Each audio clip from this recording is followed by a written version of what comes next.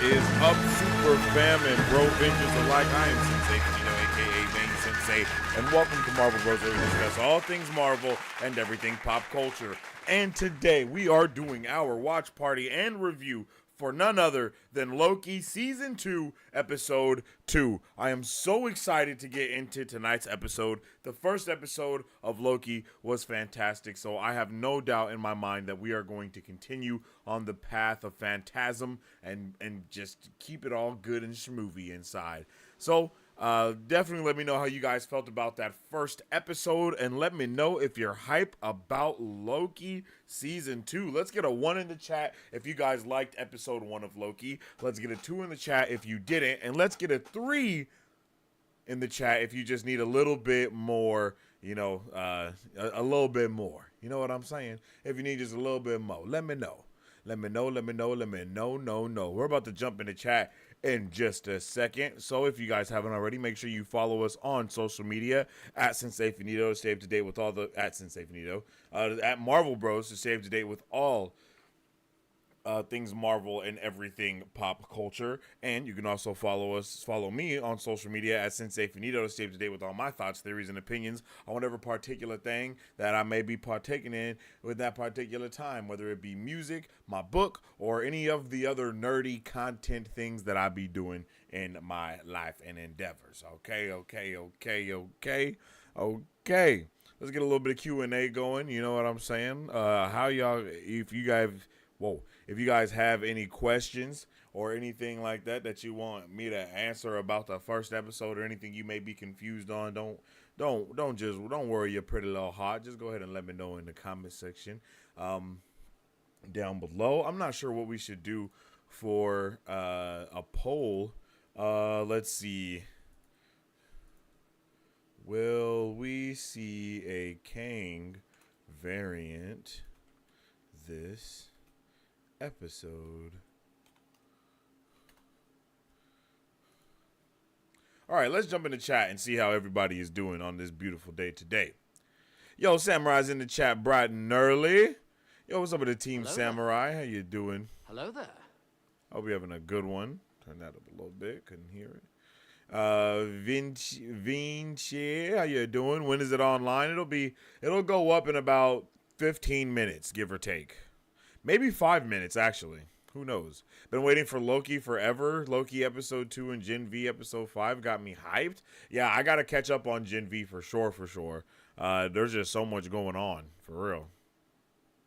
Still hungover from Wheel of Time. Loki has big shoes to fill. Yeah, I dig that. But, I don't compare other things to other things too much. I'm able to, keep things split up into different areas and different vibes so I can know what's going on and know what's happening. You know what I'm saying? Yeah, it should be up in about 5 minutes, possibly, I'm thinking. Hashtag leave Sylvia alone. Nah, you can't leave Sylvia alone. She caused this mess we're in. She gotta come help and fix that shit. You don't just get to open Pandora's box and then disappear. Hell no. Get your ass back here. You know what I'm saying?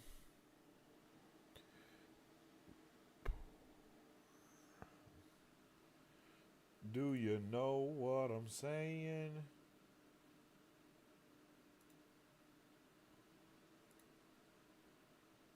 Okay, there we go. I had to bring Loki up so we can get it all ready, snitty, and ready to blitty. Gonna be a 3 this week? I feel that, Mara Sue. I'm not gonna let Wheel of Time or Ahsoka have an effect on how much I like this show today. You know what I mean? Those shows aren't even. None of those shows are even they're not comparable to each other. So I try to keep it all compartmentalized so I can properly give proper propositions. You know what I'm saying? Last week's episode was awesome. I'm not going to lie to you. I loved quite literally everything that we saw. in last week's episode. One second. There we go.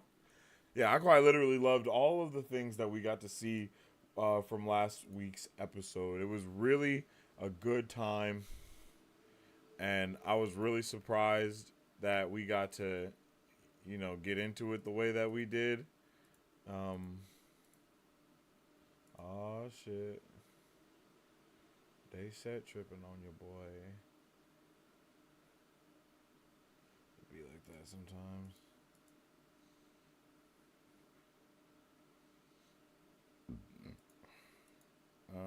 Let's see. Gotta open up my Disney Plus. Oh, come on, G. They making me log in again. Don't pin to that. That's fine, though. Just get me out of there.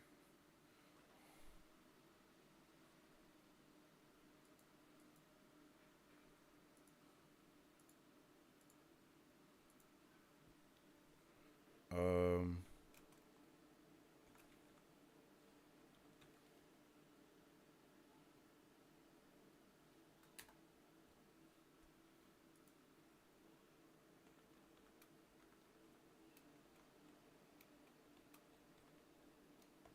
Whoa.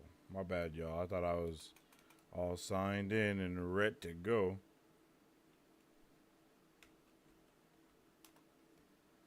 What? What the fuck is... Oh, my bad.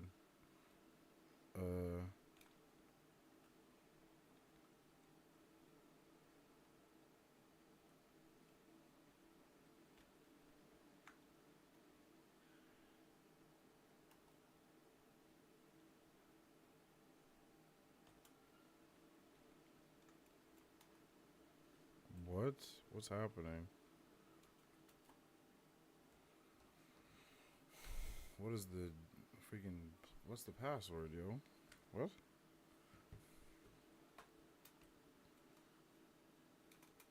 Is it... Oh, that's what it is. There we go. Come on, G, cut it out. Stop playing with me. Disney Plus is playing with my emotions. They're making me log in like I ain't never been on here before.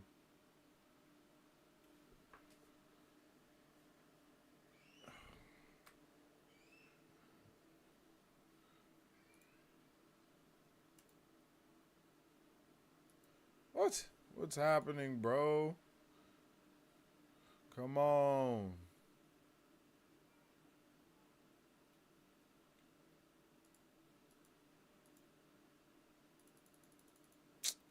All right, bro. Well, it's tripping.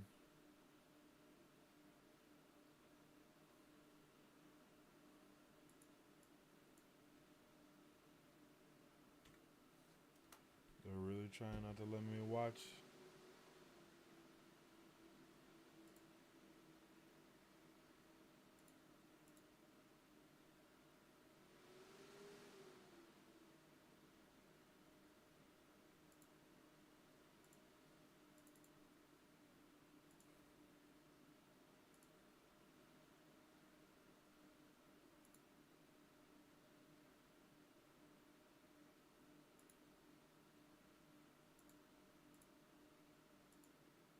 Damn, I don't know what the hell is happening.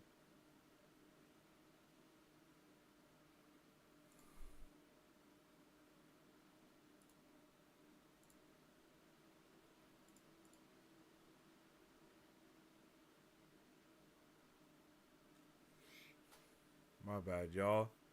The episode might be up, but I can't see it because all of my stuff is tripping for some reason.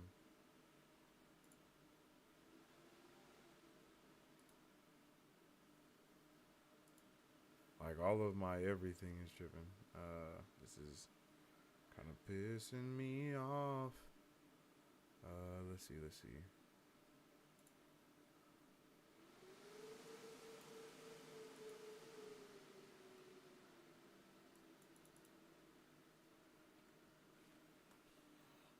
Come on Disney Plus. Stop playing with me like this. This is crazy. What have I done to deserve this?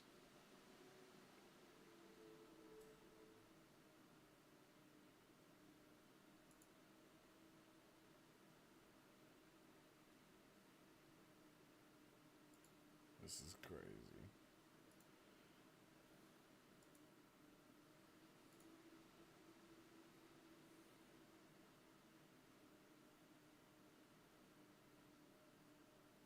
I don't see it up. Okay, it'll be up at 6 then if it's not up right now.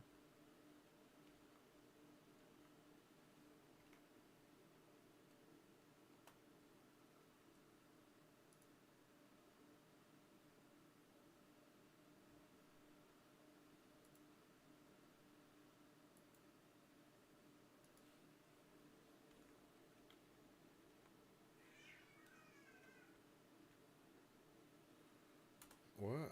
I literally don't get why it's tripping like this though. Like this is actually insane.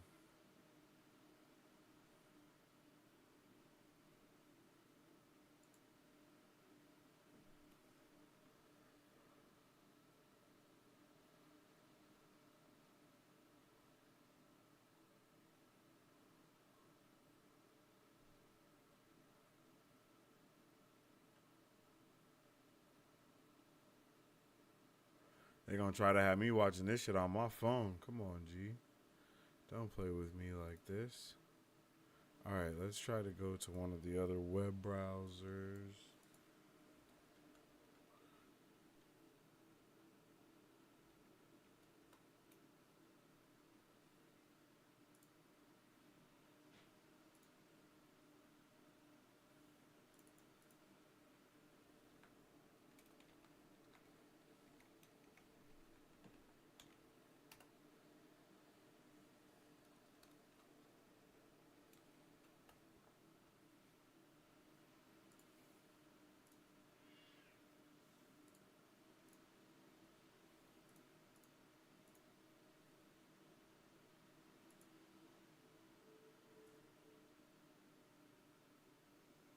I don't know what's happening, bro. My shit is tripping on everything possible.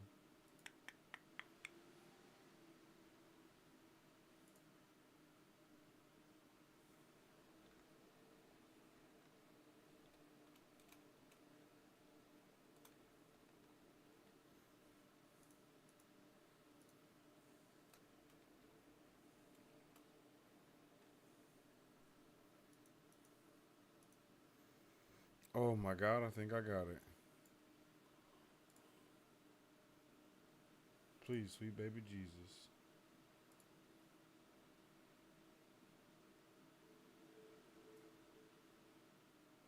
Alright. Alright, we're good. We're good. Alright, we're good. My bad, y'all. My bad. I had a little mini heart attack right there. I was like, gee, don't do me like this after everything we've been through. I haven't followed celebrity news since the strike, so I actually have no idea if Jonathan Majors filmed for Loki. Do you? Yeah. Marisu, did you not watch the post-credit scene for Ant-Man Quantumania? Remember, Loki's in the audience and he's looking up at Victor Timely? We know that from the trailer as well, if I'm not mistaken. When will it go online? I don't know how many other ways I can let you know that it's going to be up there in 5 minutes. I'm not gonna say a time because everyone's time zone is different. So it'll be up in 5 minutes. Good, I didn't miss. Just almost forgot till I saw your vid on the front page. Oh, okay. YouTube put me on the front page. What's up with it? What's up with it? All how you doing? There. And what's up with the dang good hello food? There. I don't know if I said hello to you too or Marisu. How everybody doing? Hello there. The Disney Plus app is tragically slow. Yeah, yeah. My shit was tripping. I don't know what was going on. I'm on the site. Oh, okay, I understand. Did you hear Daredevil writers and directors got fired en masse? Yeah, Mike Beasley actually dropped that scoop to me, I think to us yesterday.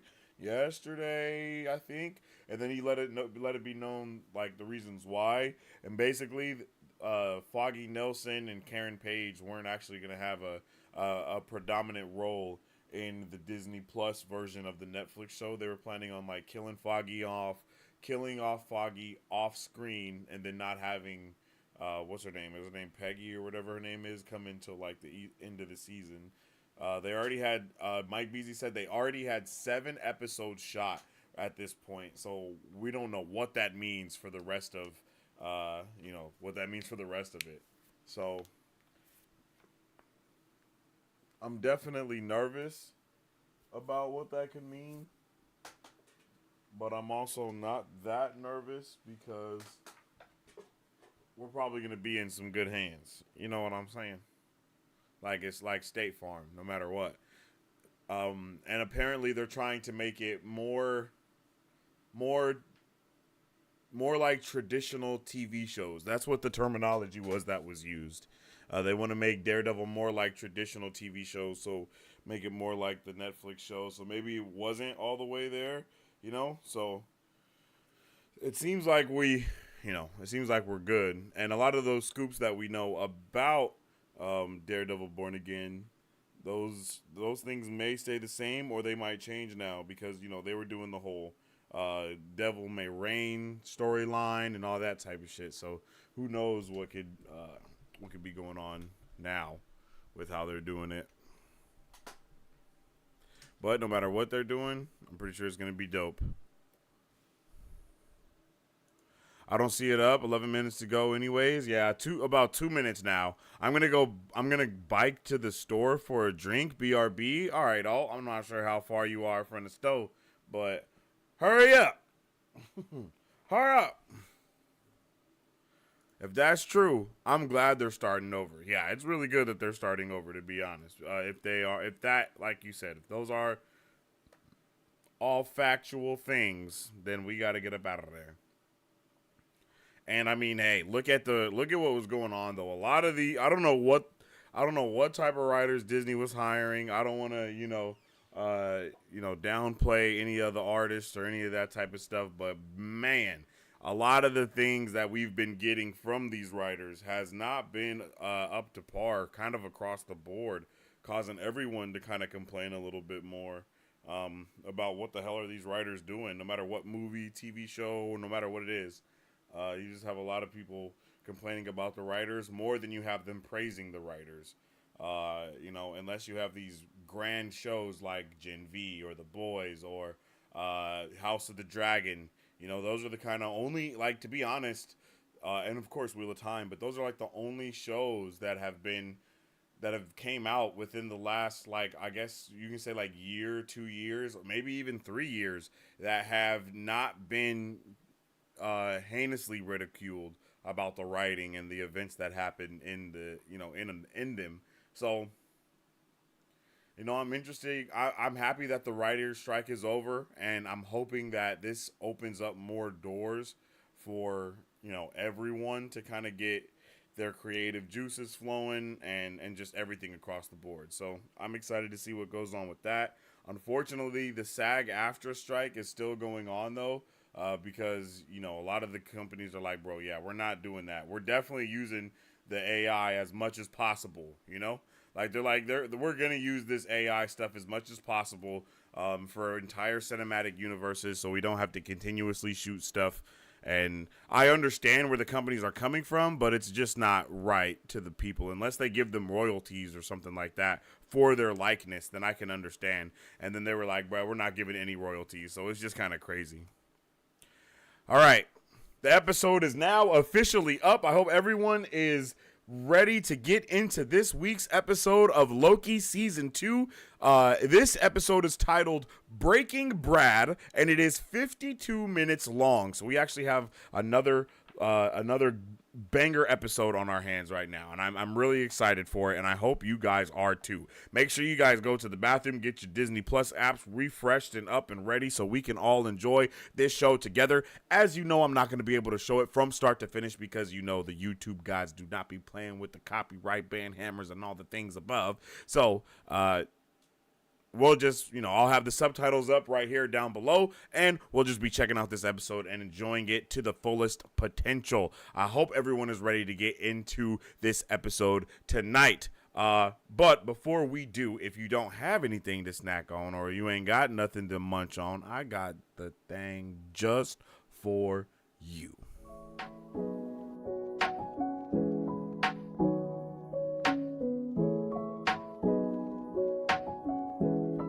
Hi, my name is Dominique Pruitt, and I started Don's Bomb Gourmet Popcorn LLC in the summer of 2021 to introduce delicious and unique flavored popcorn not found anywhere else in the world. Why, you ask? Because I make it in my home with love, just for you. We offer over 10 flavors and are continuously creating new flavors that can be customized to any color or taste for your next event, party, or fundraiser. So go find yourself to our website and find a bombastic flavor of popcorn at donsbombgourmetpopcorn.com, or you can also follow us on Instagram or Facebook at Don's Bomb Gourmet Popcorn.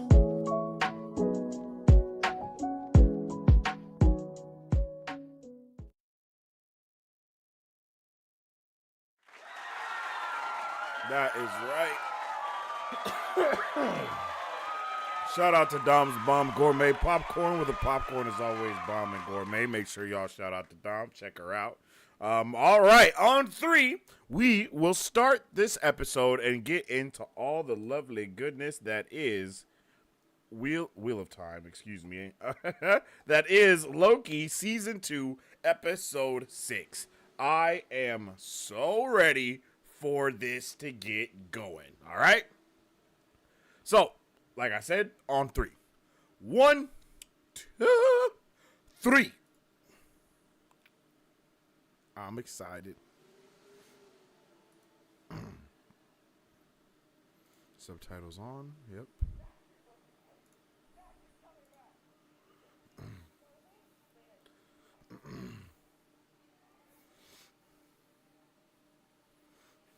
Previously on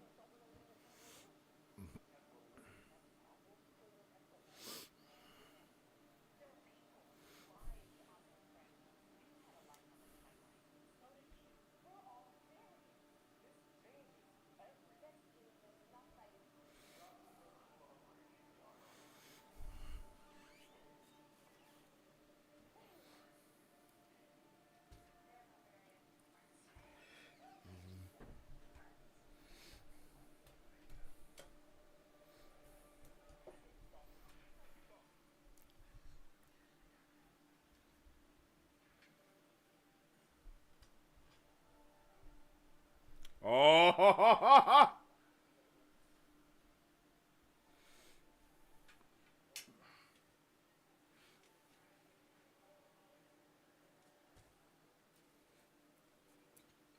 let's go. Are you ready?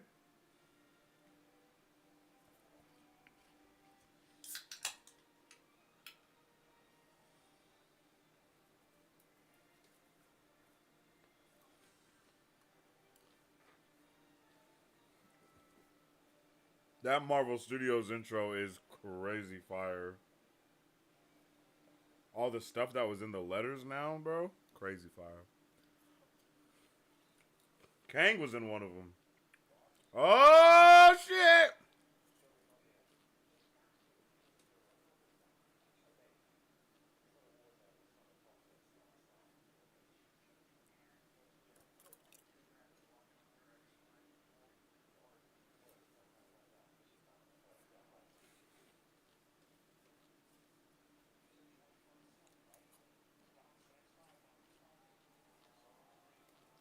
Brad Wolf.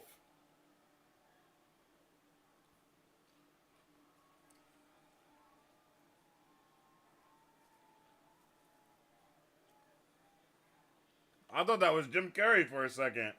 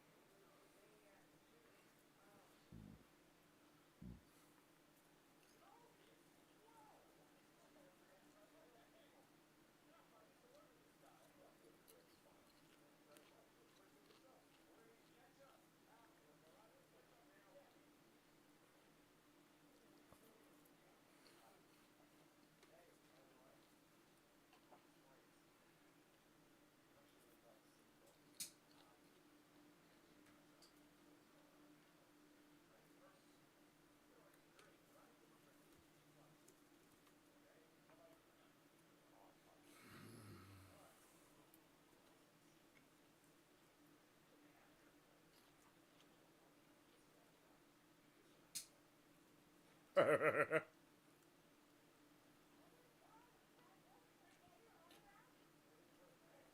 oh, oh, oh!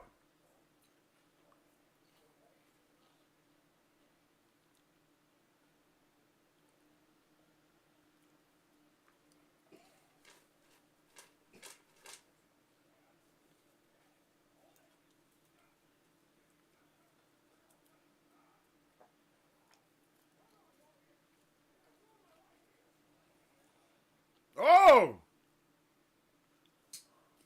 My guy has no time for games.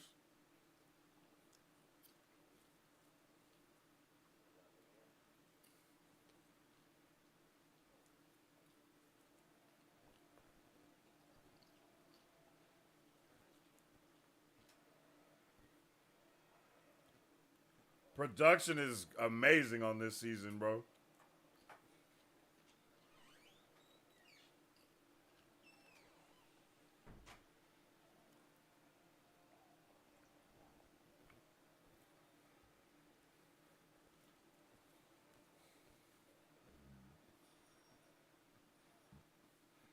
I love that they're using like the Loki theme more.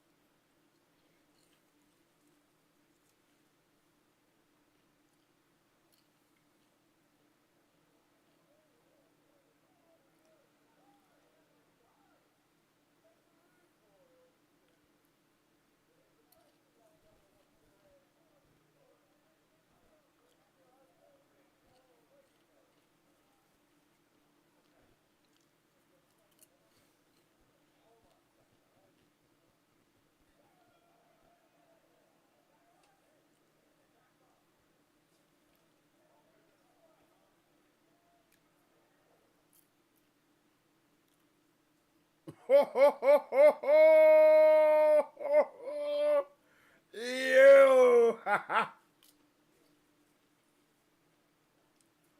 Thank God we get Loki.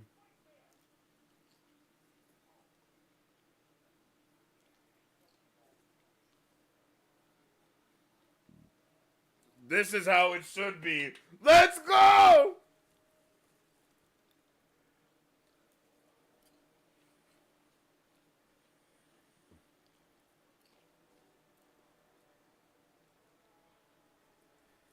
Oh! Oh, yeah. Oh, yeah.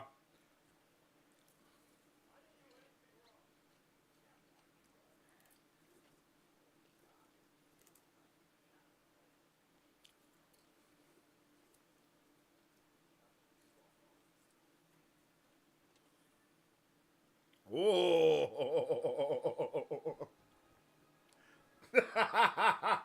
Yes. Yeah. Loki has his powers? Yeah. He doesn't have the little neck brace on. That's what was holding him back and all of that other shit. Um Wait, why is she dressed like a sheriff?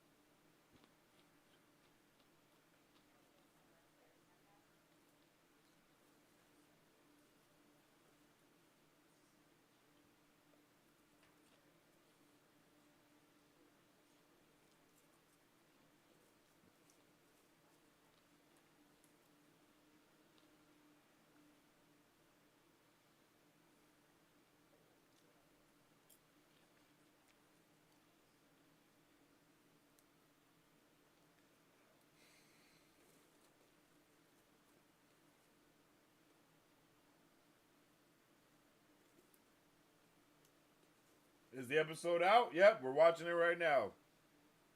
We're watching it right now, Jude. We're about 10 minutes in.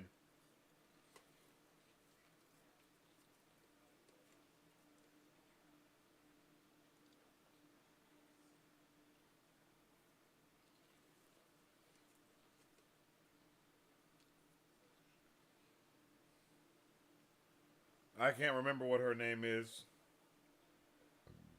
X7 or something?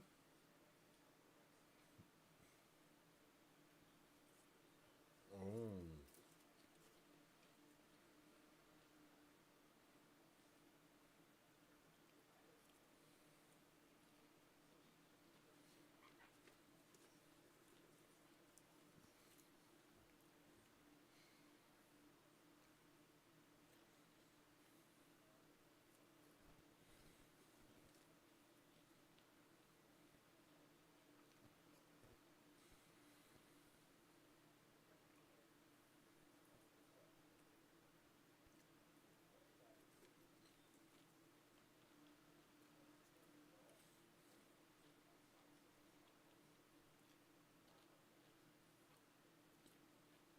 What are you eating? Popcorn.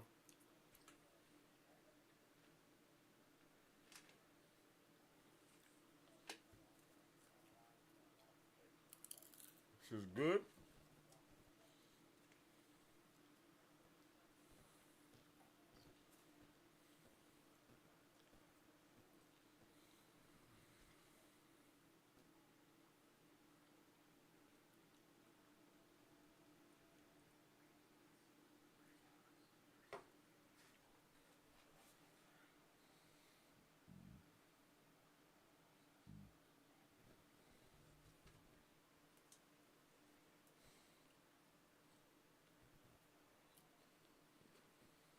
They gonna start tripping.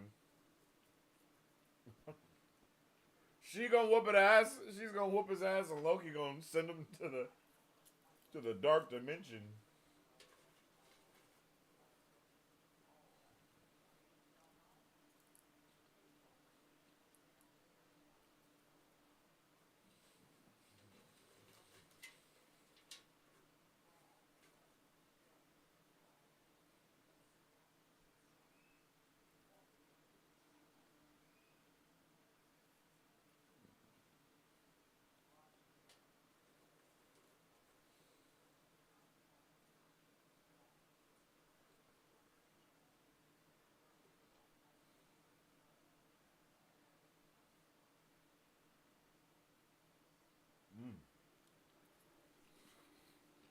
Doesn't it feel weird to live stream and watch the whole episode?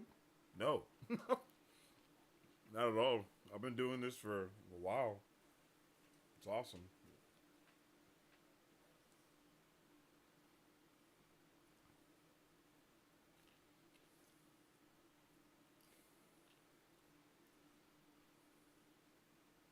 Uh oh.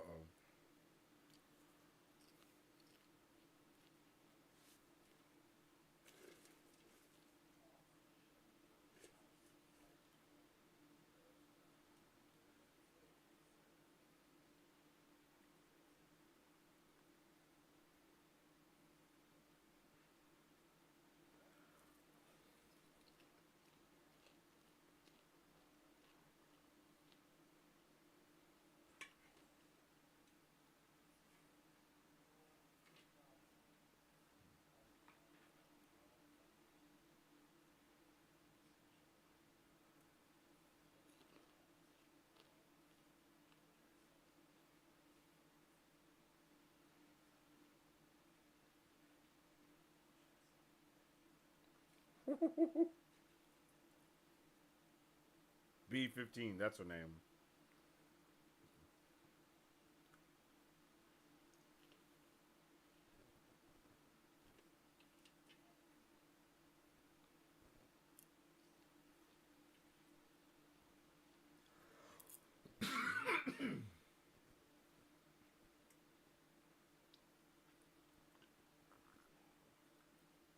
Shouldn't have said that.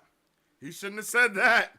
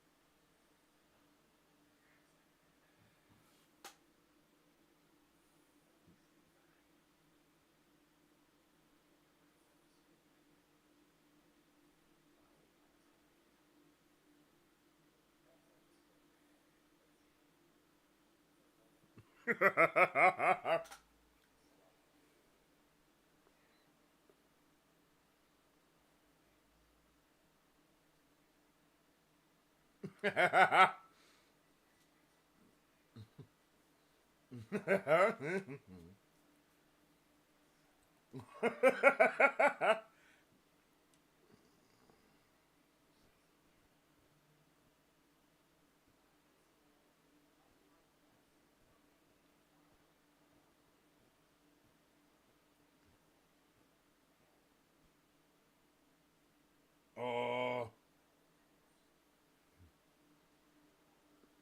come on. Uh, please.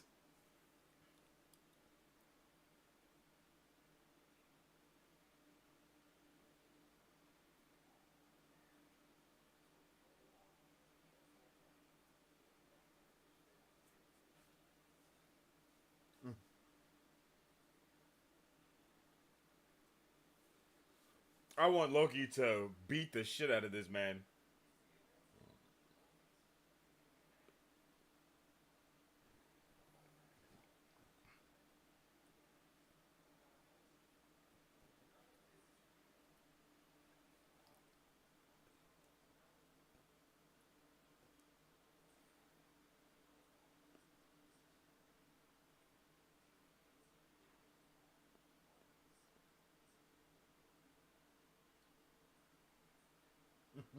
Ooh.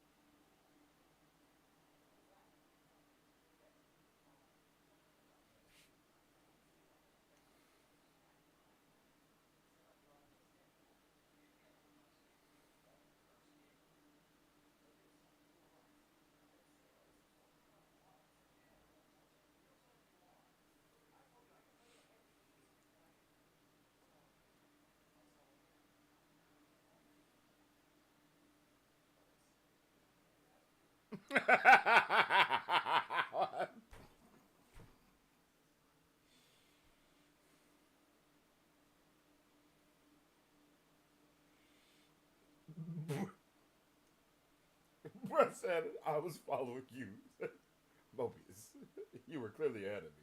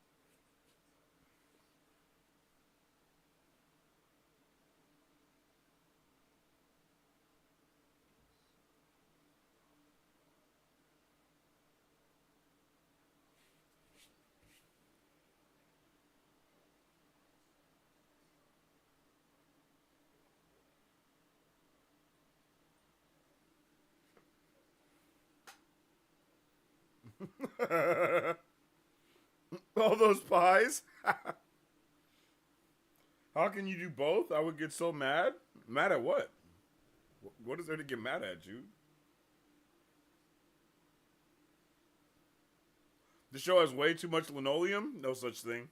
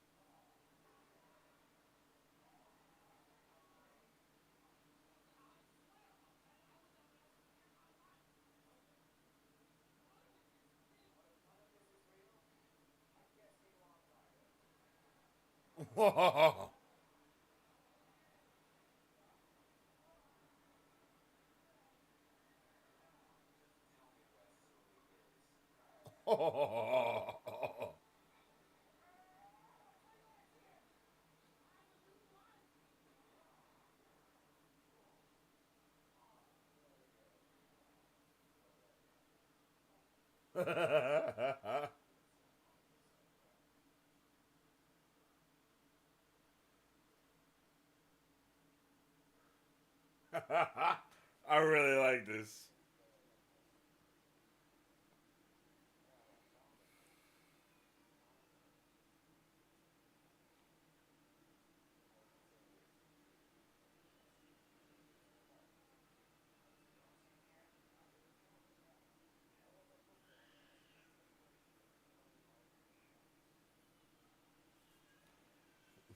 Yo, the X-Men doors opening right there are so lit.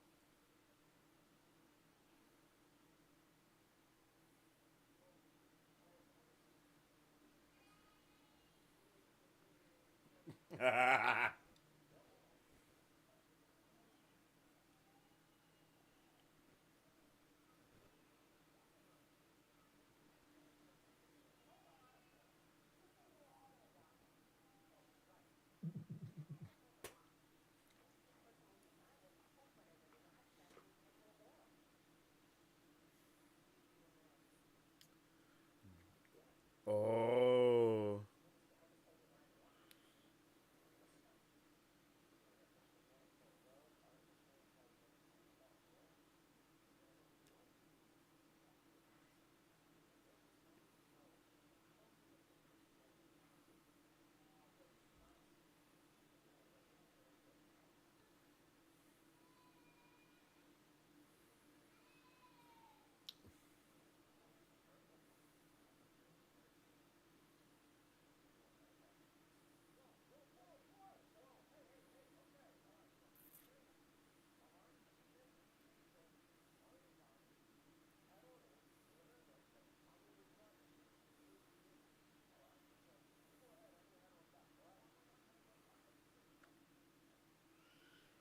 literally.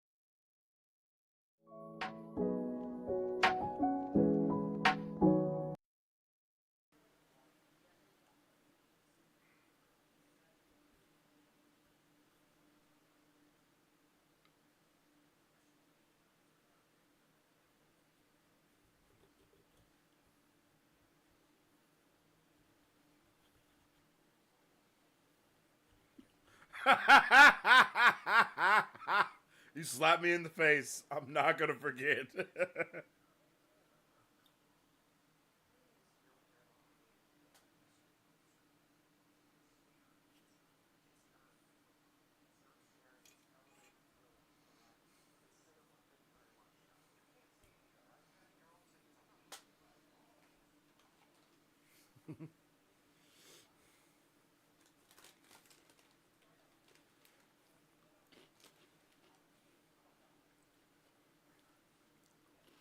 McDonald's apple pie is goaded. Yeah.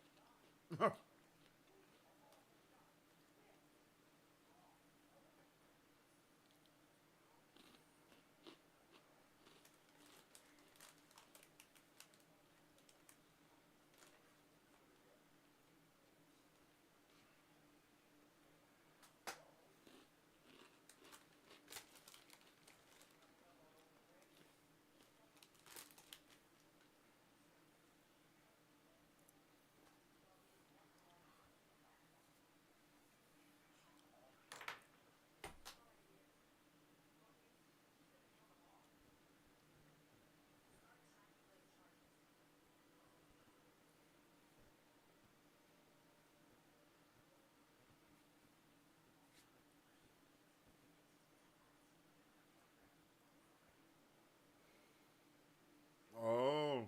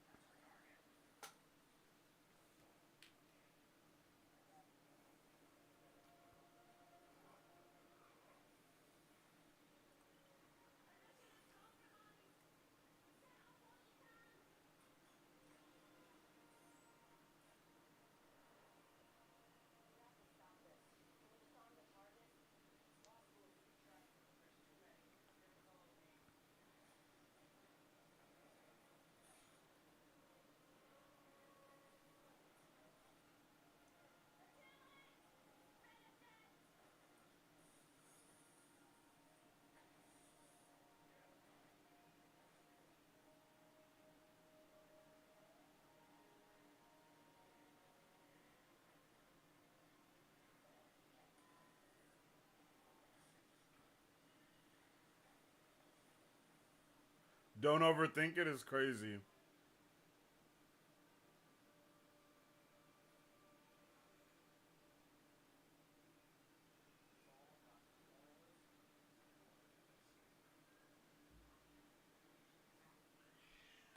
Damn.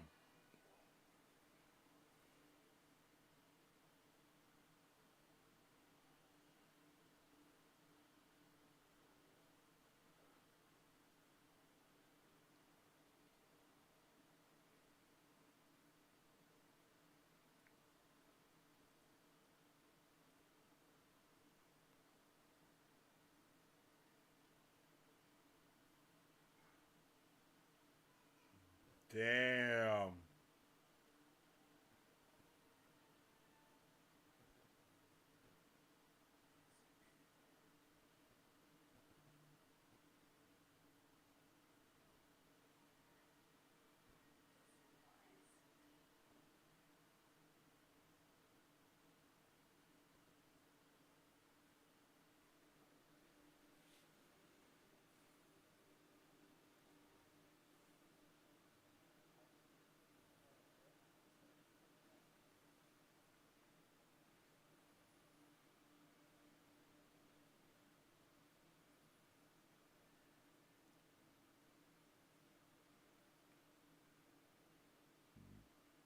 Oh shit.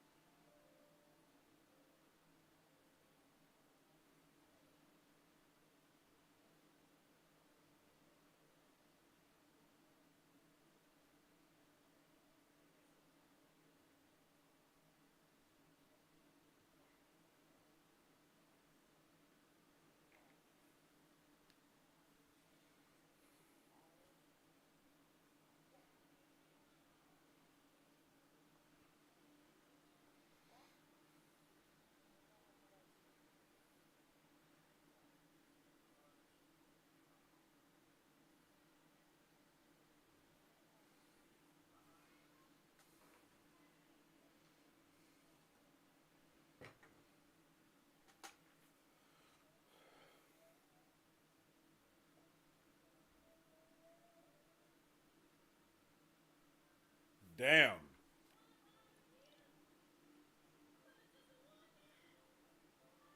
I'm not gonna lie, they're going crazy with the show. They're actually going crazy with this season, yo. It's definitely it's not just really good, but it's also obviously like that it's obvious that they listened to some of the complaints from season 1. Loki is more Loki, like he's way more Loki, but at the same time being this new version that we've seen, like I like it.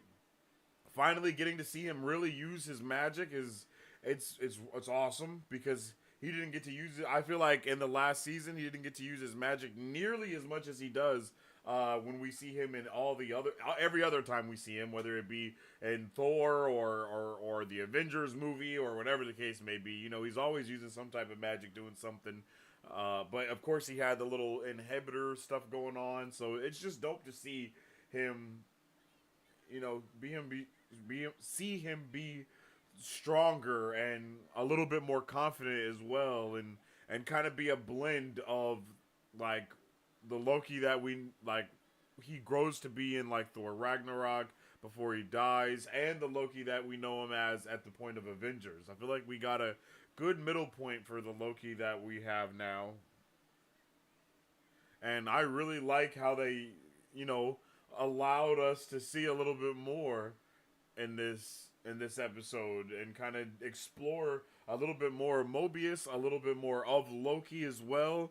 Get more stories, get more understanding, get a lot of deeper meaning behind who these characters are, why they do what they do, why they don't do what they do. Um, I'm really interested to see what's going on. Like, and it's really like I love the character that Obi plays. Like I mean, you know, the role he plays within the story. But I can't help but think that we can't trust him because if he wrote the TVA manual, I mean, that makes it. I mean, if we look at it, like if we look at it honestly, right? There were three fake aliens for the TVA, right? So if those three aliens represent three people actually starting the TVA, that would be He Who Remains, Renslayer, and possibly Ouroboros. I think that would make Ouroboros. I think that would make a lot of sense. for him to have like that type of role somehow. We just don't know it yet. But his character is really awesome. I love the things that we've got to see from him in this season so far. Um, I love seeing Casey be more like locked in with him and like kind of nerding out because Casey is also a nerd and he's like, yeah, I've read the entire book, I've memorized it. Like I like seeing that type of stuff because it fits, it just fits. So that was awesome. I love B15. Like B15 is definitely a dope character. I like the kind of 180 her character has taken within the show of being at first just following orders and just, you know, that's it, just following orders, not asking questions, not worried about none of that other stuff. But now we get to see her be a lot more, you know, she wants to help, she wants to do these things, she cares about these she cares about these people, she cares about these universes that she was once pruning as well. You know, I love that they're taking it seriously. Like these are real human lives, and I'm just having a really good time with the show. I think they have definitely uh, upped the writing, upped all of the stuff for the show so far. I think we only get 8 episodes, so we're on episode 2. So it's going to be really interesting what happens in the next episode. They set it up nicely for Kang to show up in the next episode as Victor Timely, like we saw, you know, from the trailers. So that's definitely probably going to happen in the next episode because they need the aura and da da da da da. And I think we're going to be in one of those instances where the Victor Timely that they go and get ends up being He Who Remains. You know what I'm saying? Because it's like one of those things to where they just kind of seal their own fates. But I'm really excited to see where this goes. And Sylvie is definitely going to add a whole bunch of nuance to what's going on. As soon as she comes in, she's like, so this is what's happening. This is what you're doing. Definitely didn't expect it to be so chill of a reunion, quote unquote, between her and Loki. I thought Loki would have been a little bit more upset or something, you know. But Sylvie doesn't care. She's like, nah, bruh, I don't care about the multiverse coming to an end. Everyone needs to be free. And it's like, yeah, I feel that. She just wants to, you know, Sylvie's just, she's out here like Ishi. You know what I mean? She was trying to break the wheel. The wheel, you know, that's basically the main thing. And I dig it. I understand what she's saying, and I understand where she's coming from, because in so many ways it's hard to change people. It's hard to reform things that have already been rooted or started from a point of hatred, negativity, or rooted in just evil, like legitimately. So it's hard to kind of take those and put it to the test. But then at the same time, you have do the what is it, like, does the fate of the many outweigh the few, or whatever the case may be? I don't know what that specific terminology is. So, you know, it just gets, there's a lot of different things that are coming through when it comes to these characters and who they are and what they want, and where they may end up. And I'm here for it.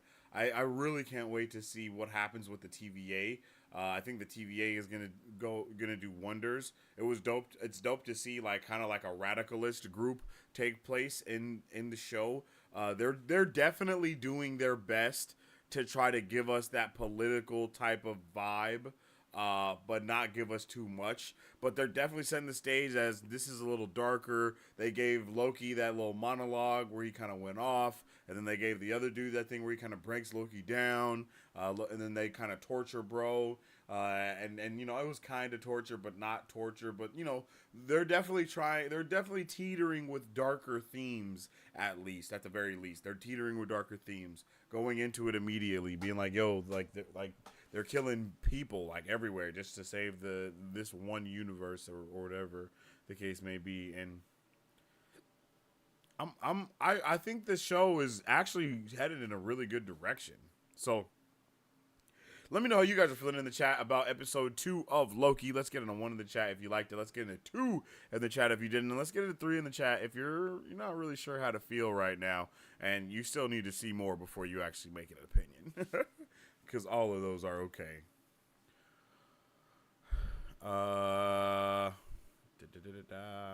Intro fanfare is my favorite part. Yeah, facts. I am sus on X5. I don't even. Who the hell was X5? Who was that? Like, why do we know that person? Loki has his powers. I love that Loki has his powers. Loki having his powers is actually really peak.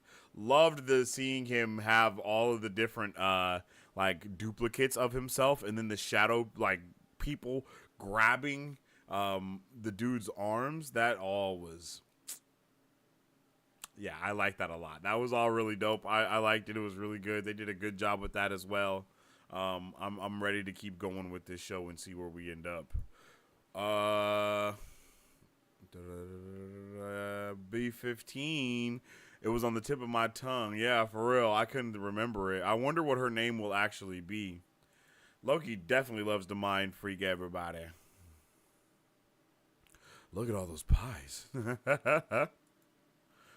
Show has way too much linoleum. I love the old school, new school vibe. That's such a old school time travel vibe.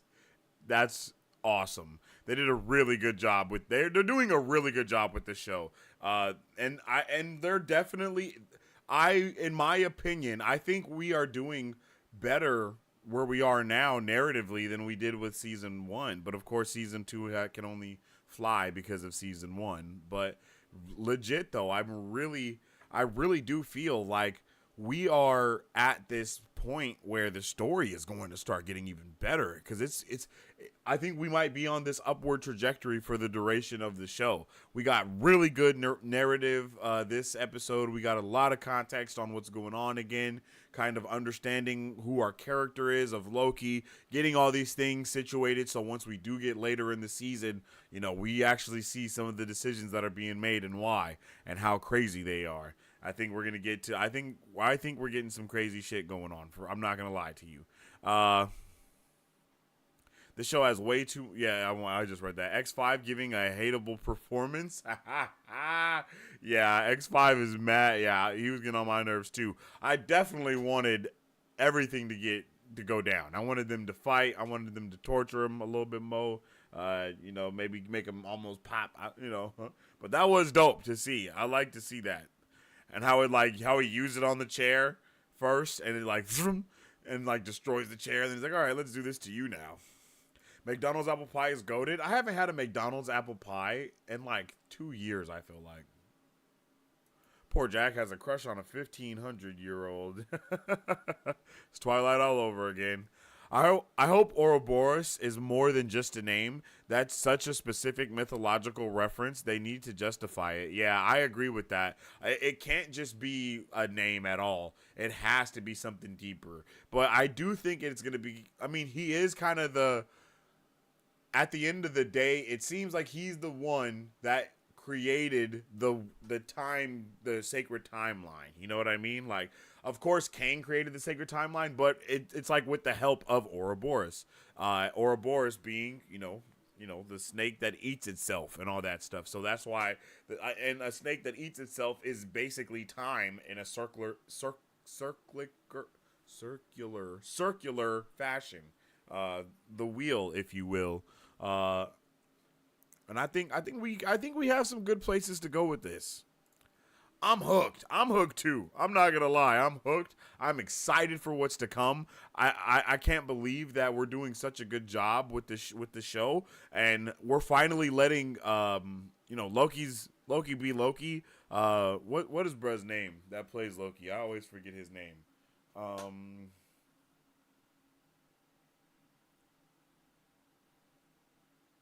But I can't think of his name at all. But he's being able to really stretch his acting chops for real. So we're doing pretty damn good with this. We're doing pretty damn good with the show, and I think these next couple of episodes are going to be even better. Not as good as last episode, but enjoyed this, and I think we're getting Victor next episode. It definitely seems like we're gonna get Victor timely next episode. They set it up pretty well for that. We're gonna need to find probably gonna be yo, are there any Kang variants out there that we can use or whatever the case? I don't know how we're gonna get to that point, but I can see that happening. Hope to get Hemsworth's Thor, Grant's Loki, Alligator Loki, and Deadpool. That's crazy. Hey, we can. A man can dream, can he? K's killing it for sure. Hope to get What If Season 2 and Madam Web trailers this month. I don't know if we're going to get that, to be completely honest. But I'm down. I'd be down if we do. Probably not, though, since, we have the Marvels dropping next month. I don't think they would drop that this month. They got to do a lot of promo for the Marvels. So it'll probably come out. They'll probably do something after the Marvels comes out. That sounds more likely, especially because Loki is coming. The Loki season finale comes out the day that the Marvels comes out. So, you know what I mean?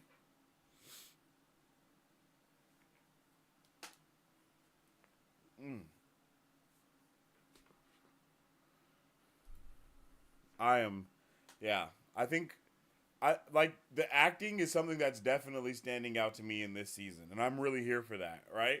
I'm definitely here for the acting this season. I think it's going. It's definitely showing that they're giving the actors uh, more free realm, more area to wiggle around in.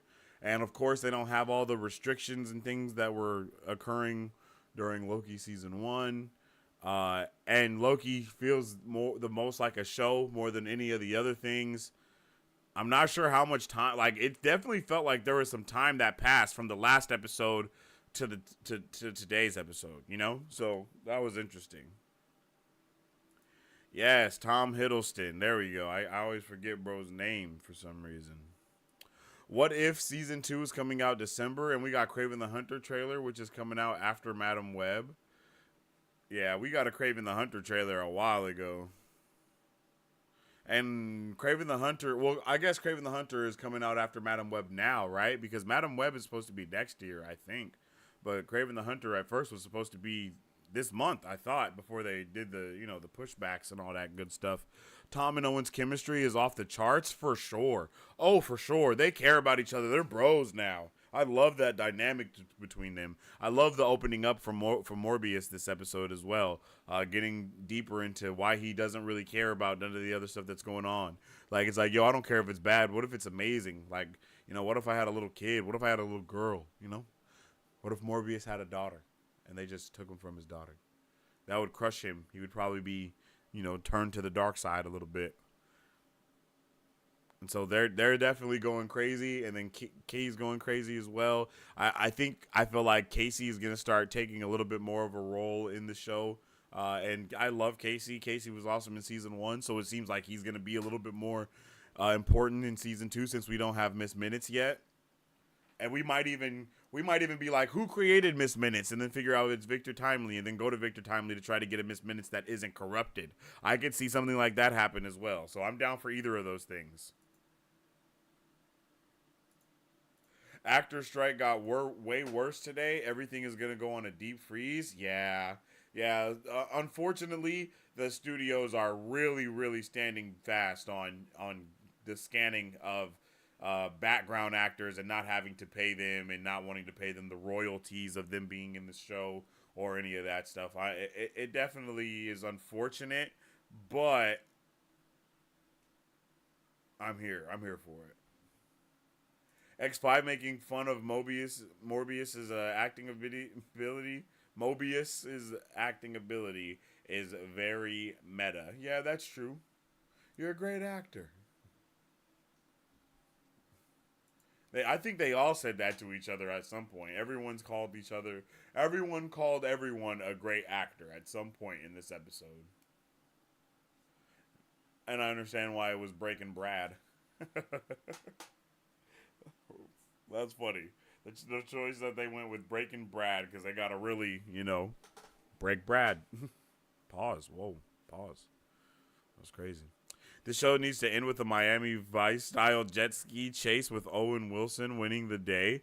I think that's what people wanted from Loki season 1 as well. It's like, yo, give me that Miami Vice jet ski scene, bro, because he just wants a jet ski so bad. I would love if they gave him like a jet ski type thing and that he rides in the TVA place, which is an actual entire society / community, right? Wild.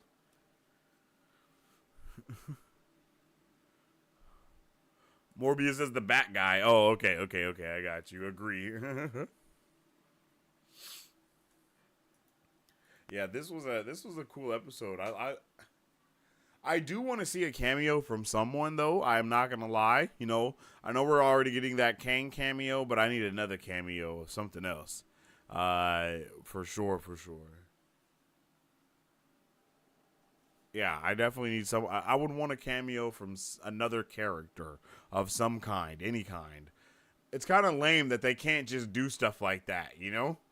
Just quick walk-ons, like, oh yeah, I was in the neighborhood, let me get in this episode today, or hey bro, can you come do this? But again, that's where all the money comes from, right? That's where all the money comes from.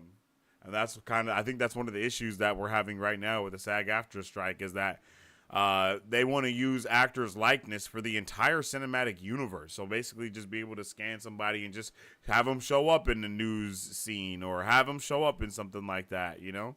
Just to give them a little bit more, just to let them do that and not have to pay everyone every time they want to do it. And once again, it's like, I understand, but bro, you're billionaires. If y'all was like, y'all acting like you're a startup company, you know? It's not like you're a startup company that needs to cut costs. I think we're getting Hemsworth's Thor. That would be dope, but I just can't see them. I mean, that would be cool.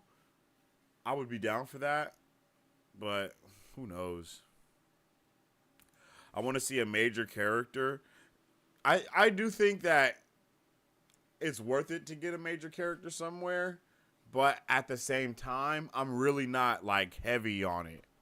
It just really depends. I want it to fit within the story, because there's not a lot of instances for there to be like a news article of something, of a superhero, or watching the news. You know, we're going in the past a lot, but we know the future is going to come into play at some point. Setting Thor and Loki up for Kang Dynasty. Yeah, that's true. Think the TV plays softball versus the world between worlds. Think the TVA play softball between the world between worlds. That's funny. Yeah, they definitely would. They definitely would. They seem gun shy about putting Jonathan Majors on screen. I feel like we should have seen him by now. What? We have seen him. We've seen him a shit ton. His statues have been everywhere in the show. His statues have been everywhere. We got Jonathan Majors' face a couple of times in the first episode via the statues, because it looks one of Jonathan Majors. And then like when Loki did the thing and it was all Jonathan Majors' face right there, we got his voice as well. I think they just don't want to use him too heavily, because they don't want people to think that it's He Who Remains. They want to make it very clear that when we see him again, this is not the same variant as He Who Remains, and it's not the same variant as Kang the Conqueror from Ant-Man and Quantumania. They're doing a lot to make sure that we know that there's multiple variants of people. They keep talking about variants. I'm surprised they haven't showed us like people next to each other talking to like any variants in that way. But they just said it in this episode about Loki and Loki being variants of each other, and all that good stuff. And I'm really interested in seeing what's going to happen with that and where we go with that, because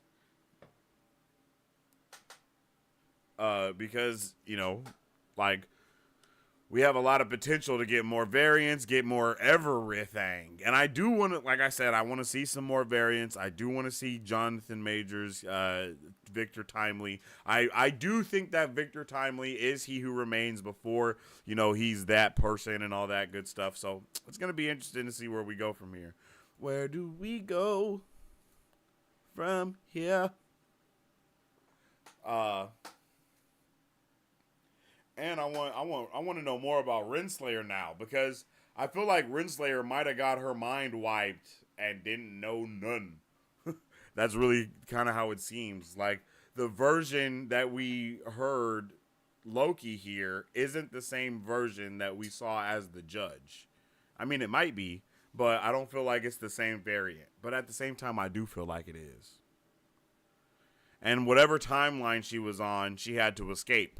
She had to get up out of there because the TVA was destroying, they was destroying things left and right. So I'm definitely invested. I'm hooked to the show. The acting is great. The sound, oh my goodness, let's talk about the sound. I love the sound design that they've been going with whether it goes to the magic, the sound effects, but the music, giving Loki's theme that good old remix and refresh every time they kind of were doing all that good stuff, Like I love all that good stuff. Like that's yeah, that's some good. That is some lovely goodness that we're getting there, for real, for real. We heard Majors in the pilot. Yep, I think Deadpool showing up is possible, setting up Deadpool 3. I definitely think that's something that is possible, but that's more of like a post-credit scene type of thing. I don't think we'll actually see him in the show unless we're going to, that time zone, or I don't know, because we're not really dealing with well, yeah, we are dealing with the multiverse, but we're not dealing with the multiverse yet. Like, they haven't said the multiverse yet either, and I think that's for a reason. Because every time they're saying variants, that's directly connected to multiverses. So it's weird that they keep talking about time and not talking about the multiverse as much. So I'm really interested in what's going on there. And it was a very interesting decision to go with Loki being torn through time instead of torn across different multiverses. It's like I don't understand, I'm still waiting for a little context on things like that. Scott says, I was gutted seeing Sylvie walk back out again, but while being smitten is a big step. It's even cooler Loki has a best friend. Yeah, I don't like her attitude. I'm going to be honest. I don't like her dude. She doesn't really care about what she did. She doesn't realize the damage she's done to everything. I mean, yeah, what the TVA is doing is bad, like obvious, but we still need the TVA to do something. If they're not pruning timelines, that's okay. But they still need to be doing something to make sure that Pandora's box ain't open. I don't know how, though. Any chance we get a Tony Stark cameo, maybe in the finale? Nah, they would not. They wouldn't do that for this show. They wouldn't have Tony Stark show up in the show. Unfortunately, they wouldn't do something like that. I would be okay with something like Ironheart or Cap, Captain America, any of that type of stuff, because they want to save those moments for the TV screen to be like, yeah, whoa! They want to save those moments for that. They're not going to give us too many big moments in that way. They're going to keep giving us these tiny, amazing moments. Well, I mean, we are doing a big multiverse thing right now, so it's possible we have some huge multiverse, cameo. I don't know how.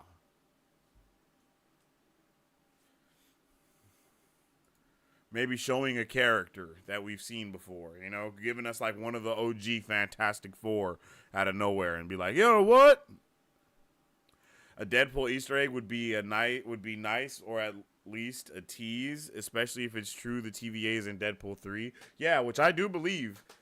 It seems that the TVA will be taking place in Deadpool 3, and if that is so, that may mean that we are looking at the TVA turning into like the MVA, and instead of it being the variant authority, it'll be like multiverse authority or something, to where they're just trying to make sure that all of the timelines are taken care of. Because I think the sacred timeline is now being weaved from the multiverse also, or something like that. If I'm not mistaken, because all of the different universes out there are getting put into they're getting twined together in the big ass machine that OB is trying to fix. So, if that's the case, then we need to figure out what the difference is between what they're doing and what Kang was doing, and what He Who Remains was doing. You know.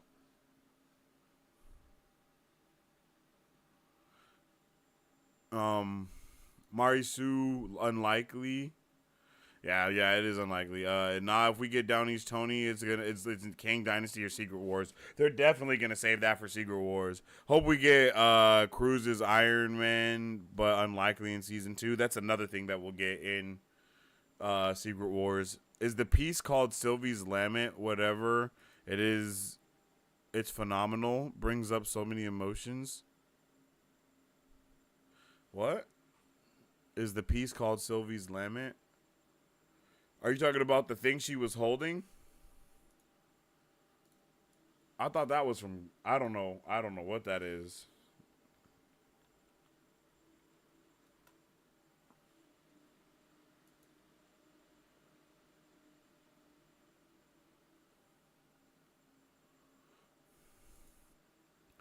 Can you take a minute to clarify for me? How does the MCU multiverse fit in with the Spider-Verse? Does bombing the branches in this episode erase anything in Across the Spider-Verse? Okay, so this is where, all right, this is where things get a little confusing, because we technically have a multiverse in existing, and then we have another multiverse existing simultaneously. It's kind of confusing, but from what I could remember, from what we got from Across the Spider-Verse, was that the MCU multiverse, because I think they showed that multiverse as well, and then the web, what is it called? The Web of Destiny is like the wider multiverse outside of it. So in my opinion, what that means is the multiverse that we're dealing with within the MCU are the branches that Kang is trying to weave together, and all of the universes outside of that are the universes that haven't branched to this one yet.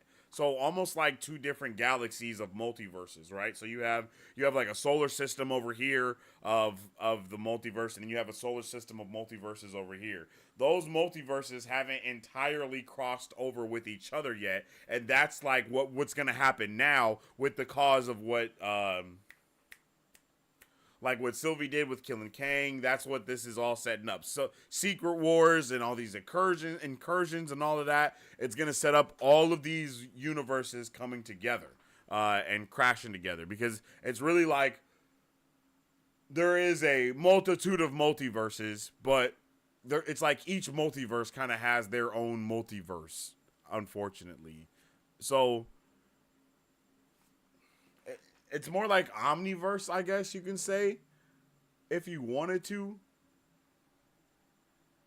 But the multiverses just aren't all the way connected. It's more like the connection of our multiverses is Kang in the MCU, and the connection of Sony's multiverses is Spider-Man. So theirs is the web of destiny versus the multiverse. Those things don't all the way match up, but they do at the same time. It's confusing. I understand you're confusing 100%. But those multiverses are it's like, if they don't stop, if what's the Spidey Society called? I can't think of it. But if the Spidey Society doesn't do what they do, and if the TVA doesn't do what they do, then all of the multiverses go even more haywire, and they start crossing over and branching over the way that they're not supposed to. You know what I'm saying?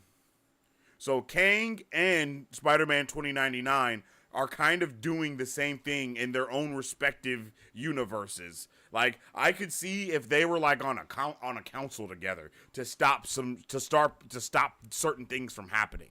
So once the wider multiverse is actually created, that's when the issues come in. And it's even possible that all the universes that are only being streamed together within the MCU are the ones that specifically lead to a creation of another Kang, because it may not be possible.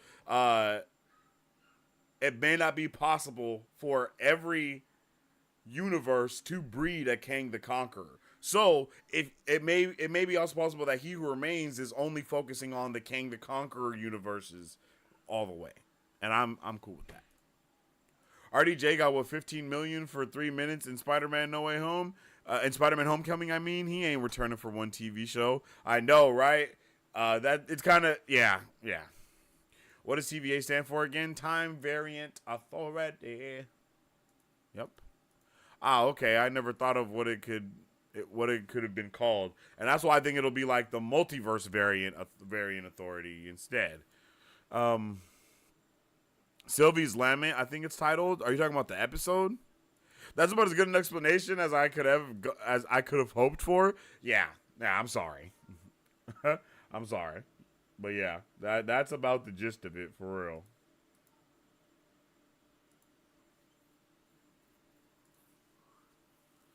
Um.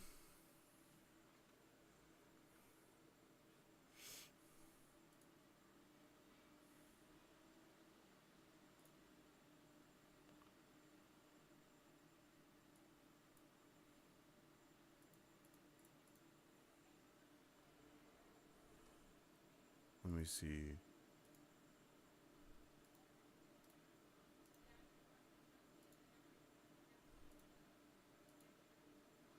All right, so this is kind of what I think is going on. Okay, I think that you have over here. You have whoa. Give me that back. I think over here you have the MCU. Okay, and in the MCU you have the sacred timeline that they're making now, right? And the sacred timeline, like what we see is that machine that OB has made, right? That machine is here like this, right? This is the machine. And what I think is going on is that all the timelines that lead to Kang are being funneled into this.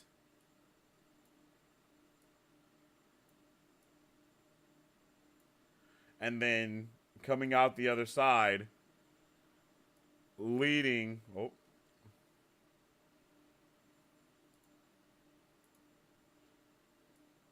into the sacred timeline that we saw being created in the end of Loki. And then when Sylvie killed He Who Remains, the sacred timeline started branching over here already instead, right?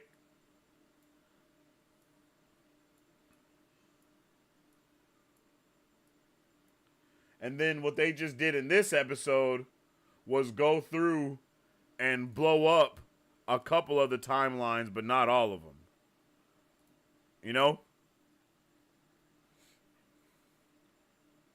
So these timelines that we now have, one of these, of course, have our homeboy Victor Timely that we're going to go into and see in the next episode. But when we have the Spider-Man universe over here, what is it called? Sony's Spider-Man universe. I'll just put the Spider-Man SPU, right? So, and then we got the Spider-Man universe over here. The Spider-Man universe is not like this. It's more like a literal web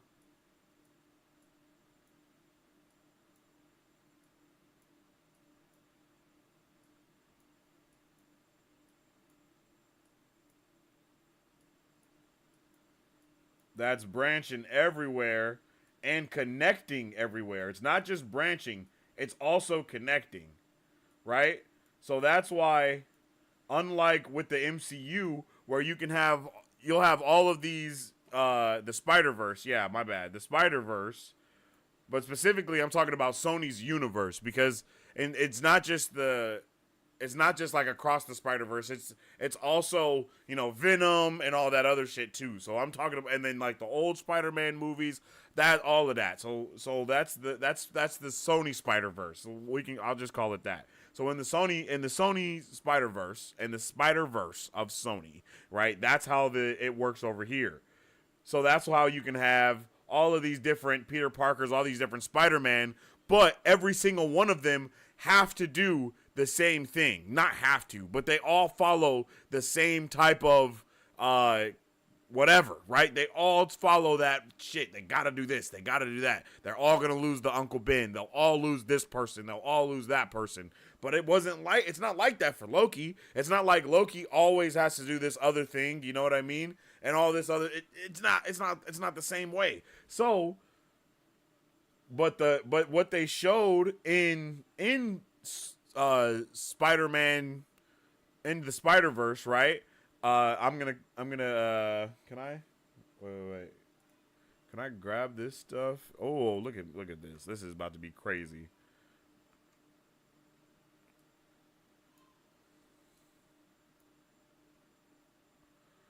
So what they showed us on the Spider-Verse movie though is that the multiverse that we have in the MCU is small compared to the Spider-Verse, because the Spider-Verse was like this. I don't know if you guys remember that moment where we see it.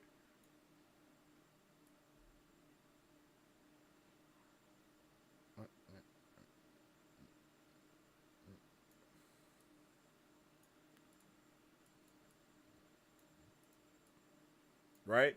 The Spider-Verse was like this, branching out, connecting more.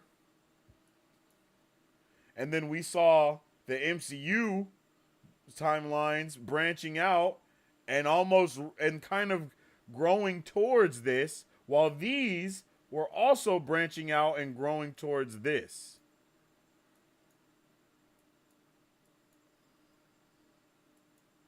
Right? So we have literally multiverses.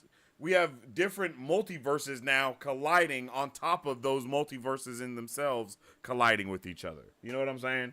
So now everything is colliding. Everything is branching together. And that's what the issue is because when multiverses start colliding, that's what the incursions are all about. You know what I'm saying? So we're having giant so instead of like the little multiverse incursion, we're doing like a huge level of multiverses with multiverses on top of multiverses, all incursion together.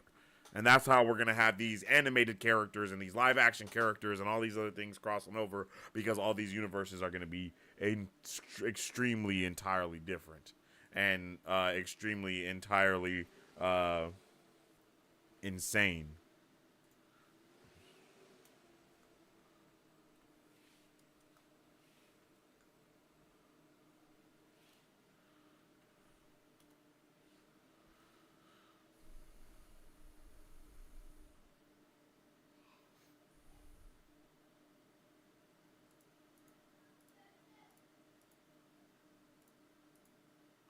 Okay, here we go.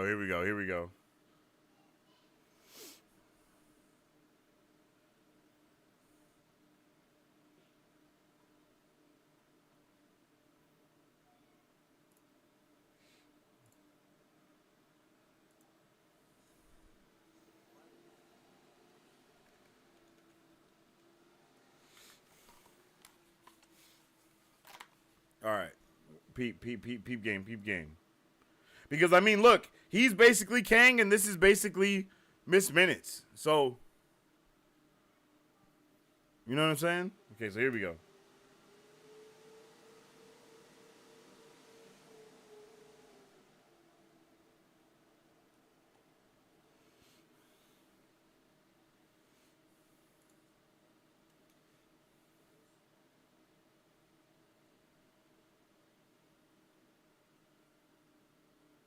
See? That's our MCU multiverse.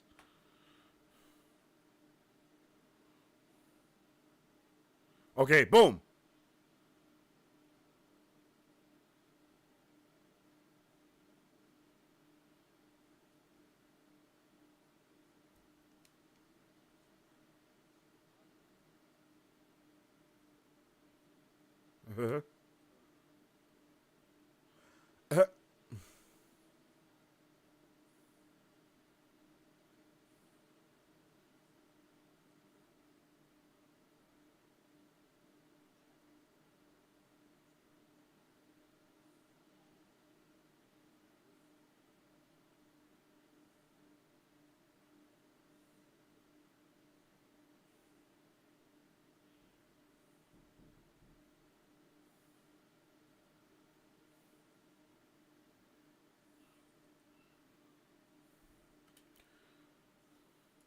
So you see, our universe that we have now is not the same. Like the thing that separates the universes from each other is these canon events, in my opinion, and that's what was so important about Peter, our Peter, not necessarily going through that same event that was happening. You know what I'm saying? But he did in his own way, though. Like, he lost his person, and now I feel like him losing Aunt May is what is also connecting us to that universe. Like, there's a lot of things going on the board of the multiverse that are causing it to crash and burn and mix and mash and jumble all up. Like, okay, because remember what I said last time, okay? The events of Loki season 1, Sylvie killing Loki is why Doctor Strange's spell went wrong in Spider-Man No Way Home, causing other Spider-Man to be ripped from their multiverse into our multiverse because of what Sylvie did, branching the universe out into other universes now. So it allowed our sacred timeline to start tapping into these other timelines where there was, basically the multiverse started branching into the web of destiny, and that's how we were able to get those kind of crossovers happening because of the sacred timeline now branching out and touching the web of destiny, and that's kind of what Kang was stopping. Almost like maybe Spider-Man might have something to do with stopping him or something. I don't know. Maybe I'm just saying. Very interesting thing to look into. And then we have, of course, no. Yeah. So that is that, and then that goes to that. There you go. Spider-Verse? Yep. I vaguely remember DC Legends of Tomorrow also having a sacred loom of time. There was 3 Greek goddesses that governed it. Yes, and that's who, Rip Hunter is the one that was working for TVA. Rip Hunter is basically Mobius. And, they both worked for the TVA in their own ways.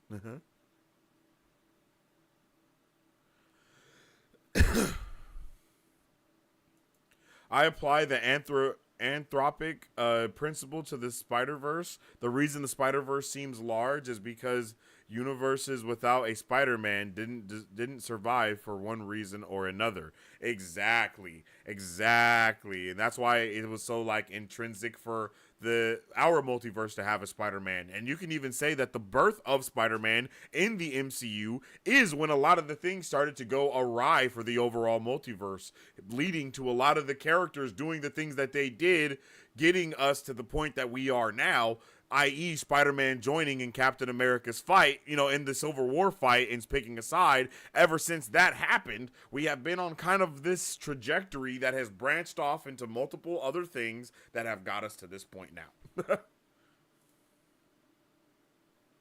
Because, without Peter, Tony wouldn't have felt so guilty to want to go back in time and save him and do all of these things and da-da-da-da-da. You know what I'm saying? That leads into the multiverse as well. Think about that. That also leads into the multiverse. Peter Parker meeting Iron Man leads into the multiverse also, because they then, what do? They then go back and travel in time. You know what I mean? And that leads to Loki, which then leads to affecting Spider-Man again. You see what I'm saying? It's all interconnected so beautifully, in my opinion.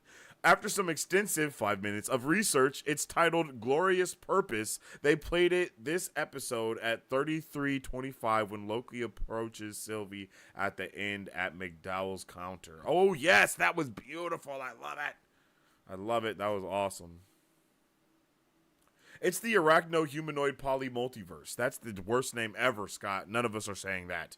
Ever thought of characters or variants of existing characters who you would like to play them, actors we never seen in an MCU yet? I would like to see a lot of different things. I've thought about this before. I want to see I just want to see different characters across everything possible be everyone. That's just about it. I want to. That's yeah. That's really it. The main thing that I want more than anything from Secret Wars is to see our OG Fantastic Four come into the movie. OG Doctor Doom. Oh, all that stuff. I want to see all the stuff like that. One of my teachers from film school might be in Marvel Spider-Man 2. That's awesome, Nighthawk. That's crazy. And what's up with a G? I hope you're having a good one. Loom of Time, three goddesses. Sounds like the three fates of Greek lore. Yo, y'all be on it with the Greek lore. I gotta get on it. I'm not on it yet. I'm not caught up on my Greek mythology. He might play a big villain. Ooh, that's lit, Nighthawk. For real, that's super dope.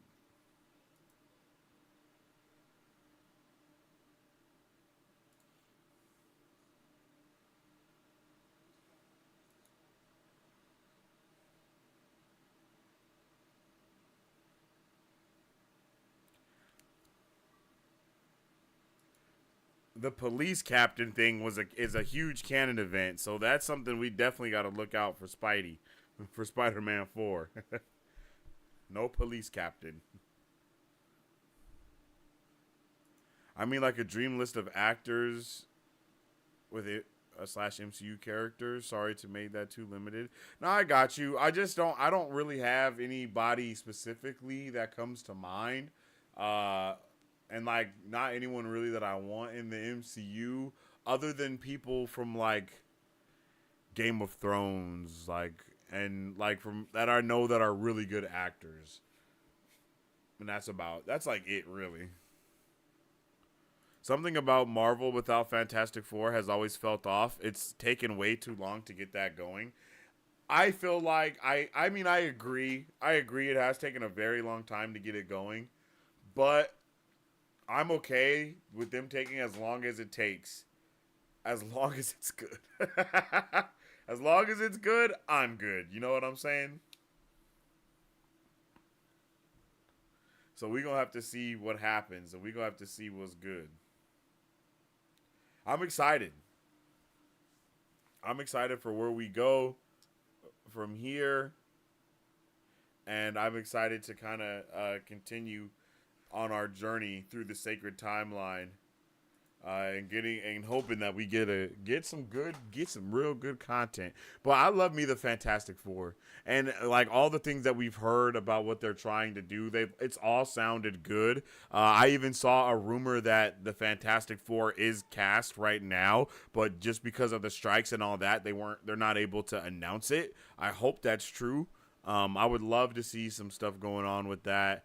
We've kind of hinted a little bit at the Fantastic Four in like small nod ways, but I would love it if we get the Fantastic Four, kind of like how we built up to Rebels with Star Wars, like seeing Zeb in the Mandalorian, and then seeing Ahsoka in the Mandalorian. I guess also, and then seeing all these different characters pop up in different places.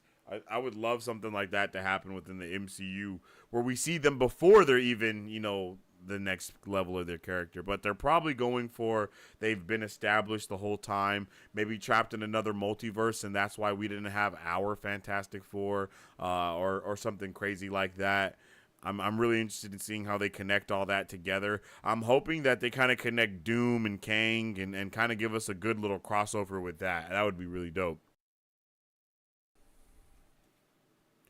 I love Greek lore. Read a lot about it when I was younger. Oh, okay. 7 more days until Marvel Spider-Man 2. Yeah, I don't have a PS4, or I would be on that for sure. We've had, or a PS5, a PlayStation in general. We've had Tom Holland Spidey for almost 8 years now. What are the odds they kill him off eventually and give us a Spider-Gwen story? I think we're gonna go with Miles Morales after we have Spider-Man. I don't think we're gonna get a live-action Spider-Gwen story in that way, at least from Marvel, at least from the MCU. We might get that from Sony, but I think in the MCU, we'll have Tom Holland. What we have with the Marvel Spider-Man game, Spider-Man then training Miles Morales to be the new Spider-Man. I mean, Peter Parker training Miles Morales to be Spider-Man as well with him, or something like that. I really want something like that to go down. We've already kind of hinted at Miles and Prowler and all these things within the Spider-Man movie. So we also have to have that canon event of, Spider-Man losing the detective dude, and if that's still Miles' daddy, you know what I'm saying? We could definitely get some good crossover there.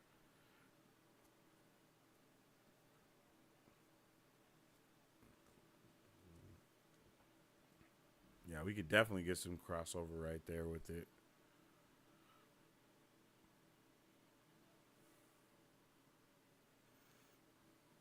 I'm super interested, and I can't wait to see where that goes. But I want to see Miles Morales coming to the MCU. Supposedly that's what we're supposed to see. You know, we're supposed to see Miles Morales come into the MCU, fight against our Spider-Man when he gets the Venom symbiote. All those type of things are supposed to be going down in like Secret Wars and shit like that. So it's gonna be a crazy time. Like, we're gonna have a crazy time for the future, and they're doing a lot to set up Spider-Man and set up Secret Wars and Kang Dynasty and all the crossover between them. And I think there's a reason why. I think there's a huge reason why Spider-Man 2099 is so similar to He Who Remains, with Miss Minutes and having a TVA type thing that goes to other multiverses to do this. Like, I don't think that's by accident. And it may be even possible that our Fantastic Four have been in another multiverse doing the same thing. I mean, the Illuminati were doing that, right? They were going to the different universes and seeing what they were. And then we had Doctor Strange that was doing what the TVA is doing and destroying entire other multiverses, trying to save his multiverse, right? So we have a lot of these similarities occurring across these different timelines, as to where what they were doing is destroying them. My guy over here is trying to, Spider-Man 2099 is trying to keep them strong, keep them going, and not let them be pruned. He's stopping the pruning while the TVA is doing the pruning. He's kind of he's stabilizing multiverses that have the ability to be auto pruned if they don't have this canon event happen, basically, which is interesting. And I do feel like it's because it's like the Infinity Stones are split up or something, like these different multiverses or their cosmic beings that control them or are over them have everything kind of disarrayed. Sonyverse is doing Miles. It's not going to be connected to him. That's not from what I've heard.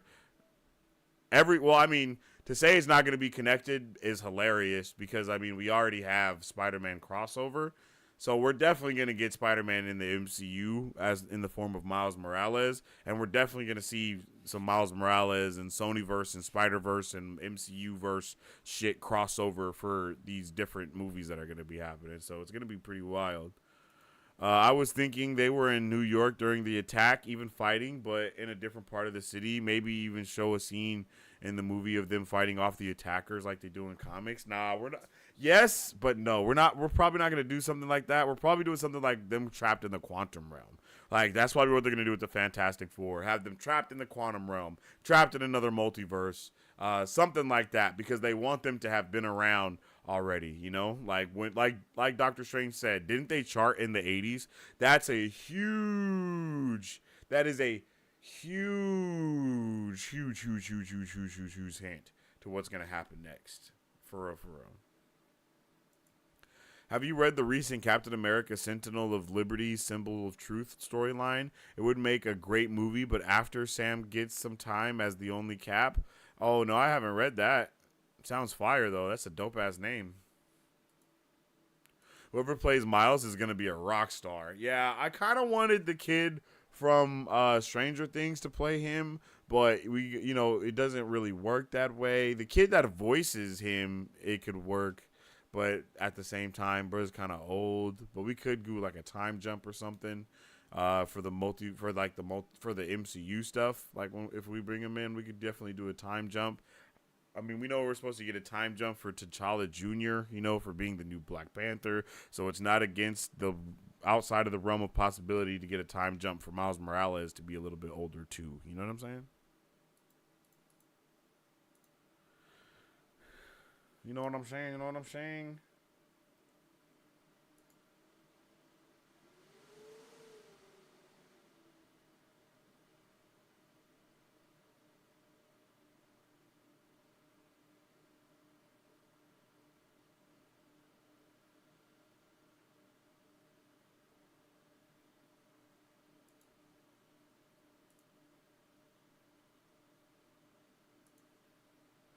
All right.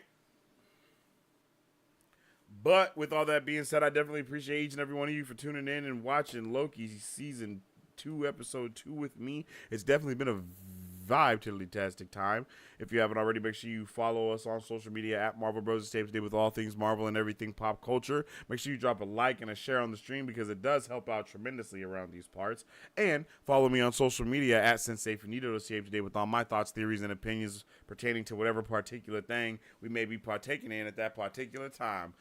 We got a lot of dope content coming in the future, and I hope everybody is ready to get it pit, pat, plapping, and slapping. I had a really good time with today's episode. I hope you guys did too. I appreciate all of you, and with all that being said, I hope you have an amazing rest of your day. Stay awesome, stay nerdy, and don't forget to stay marvelous. Sleep well and wake. If you guys would like to support Marvel Bros, all you gotta do is visit our website at www.marvelbros.com and buy some merch. Represent the superfan. Or you can join our Patreon to get early access to content, patron-only scoops, giveaways, private Q&As, and those sacred watch parties. We appreciate you guys. We'll catch you on the next one. Excelsior. On today's pop culture news update, And on today's pop culture news update, on today's pop culture news update,